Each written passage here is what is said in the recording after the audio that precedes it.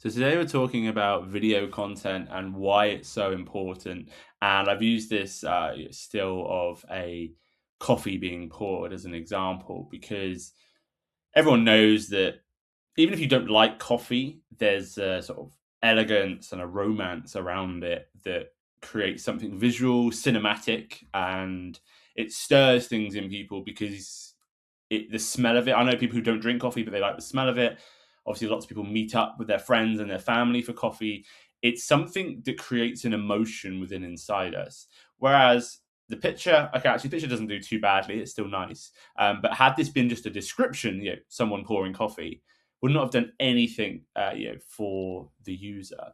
And this is why it's something really crucial for website designers, marketeers, social media agencies, anyone out there doing work for a client to make sure that the emotion and the storytelling is happening in the best way possible.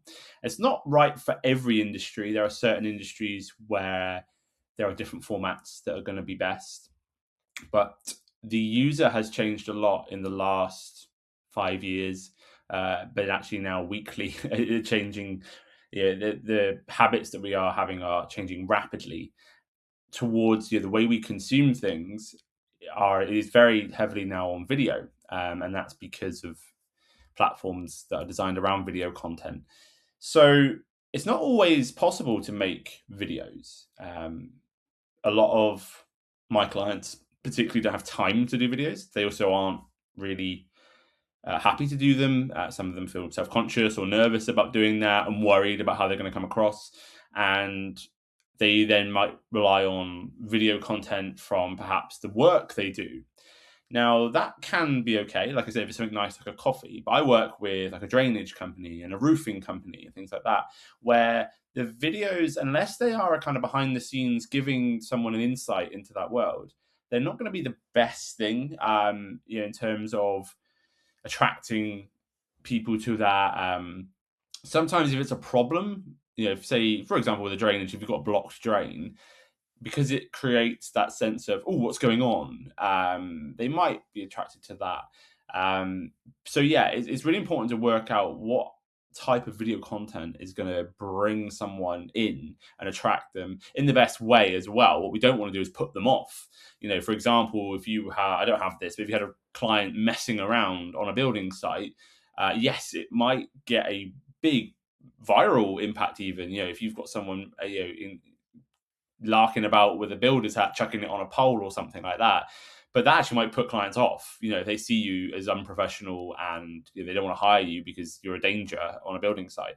So you obviously have to be very careful about the type of content that you are putting out.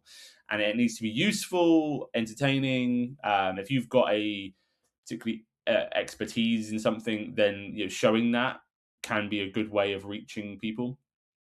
But you also then need to have a call to action in a way that comes across organically. What you don't want to be doing is a sales video saying, "Oh, come and buy from me, do this, do that." Whereas actually showing them what you do and how the problems you solve and the benefits you create, that they then in turn go, "Okay, I need those. I need those benefits. I need those problems solved." But then what do they do after the video? Um, and that needs to come across well as well. You need to bear your audience in mind and how they're going to respond to that. But if you say something like, if you need any help, DM me or go to my website if you want to get in touch. Just something small, just something as a way of sticking in their minds. Oh, actually, there is a place that I can take this further if I want to. The thing with video content as well is it won't be like one video, you get 100 leads. That's just not going to happen. You need to be there consistently. You need to show up in their lives and keep reinforcing that message and find new ways to do that, which is going to create variety and appeal in different ways. What I also say with video content is if you've got that one video, put it everywhere. So this video I'm doing now, it will likely go out on our YouTube channel, on our website, on our social media. I might also then take the audio from it and put it out as an audio podcast. So that one bit of effort can be used in lots of different ways, and you can then recycle it. If it's evergreen content, you can bring that back later on and say, oh, here's that video I did, and just share it again. Also, you can send it to clients and prospects. So if someone gets in touch and they're talking to you about a specific topic that you've covered on one of your videos, you can say, oh, hey, make sure you watch this video. And maybe you send them to your YouTube channel so that they then subscribe, and then they're going to be part of your community, or obviously Facebook or Instagram or anywhere like that, wherever you're best doing business. So make sure you're utilizing the content that you're creating and really benefiting from it, because it does take work and it does take effort. There are so many tools now. I'm using Canva to create this because I've not tried it, so I just wanted to have a go. But there are things like Loom. Loom's really useful. I think it's been bought by someone else, Atlas or something. But yeah, Looms are really good. You can create content often within platforms. So TikTok is great because it auto does the captions and it makes it look really nice. It's very easy and smooth to do the edits. You can then take that video from there and post it to other platforms. Some people say that posting content made in one platform to another can impact its performance. I'm not sure how true that is, but do make sure the content is good quality. That's one thing the platforms pick up very quickly. I run a YouTube channel for UK film review. So we put out lots of film reviews and things like that. Sometimes the critics have filmed it in low res, and I do notice definitely that those videos perform worse than the ones that are filmed in 1080p or above, ideally 4K, but those files can be massive. Again, captions, a lot of captions will attract more people to the video. Most people watch with the sound off and they read the captions, and then if they like it, they will then turn the sound on. That is also a signal to the platform that your content is good if someone decides to turn on the volume. So make sure you've got captions to bring them in. Hooks and things like that. I'm a fan of hooks, but I also don't think it should come across as a gimmick. Sometimes people are tricking people into watching a video, and if you're a business, that might go against you. That might create a negative feeling towards your company. So just be careful when you're doing hooks and things like that.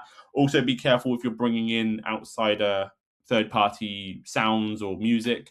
So some platforms like Canva, for example, you can bring in music, but then the other platforms don't have the license to that music. So it might shadow ban or actually ban your video because you've used audio, or it'll mute it. That will then impact what you can do with that video, and it'll obviously impact the enjoyment from your viewer.